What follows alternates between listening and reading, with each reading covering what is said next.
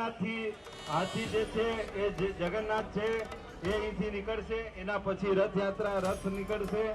હું બધા યાત્રીઓને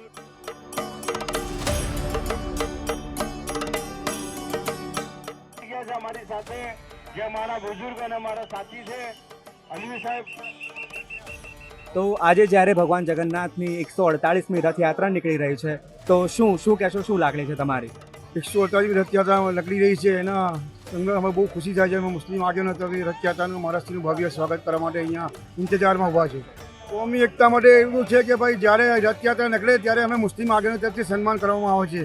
પછી જ્યારે અમે મુસ્લિમોના જે તહેવાર આવે છે ને તાજિયા ઈદ મિલાદ કમિટી તો અમારે ત્યાં સ્વાગત કરવામાં આવે એટલે અમે તો વધારે સવારથી અમારા જેવો મુસ્લિમ આગેવાનો આપણા સ્વાગત માટે ઇંતજાર કરવામાં આવી રહ્યો છે, સ્વાગત માટે ઊભા છે અહીંયા। कीमती सामान मोबाइल संभाले, अपने पर्स और अपनी कीमती चीजें संभाले क्योंकि यहाँ पर भीड़ बहुत होगी। ये रथ यात्रा है, बहुत ही प्यारा त्योहार है, लोग उत्सव है। हिंदू एक बीजा हाथ पकड़ी राखे, कोई एक बीजा थी मिसिंग ना थाय, जो आवो बनी जाए तो आप लोग घबराता नहीं।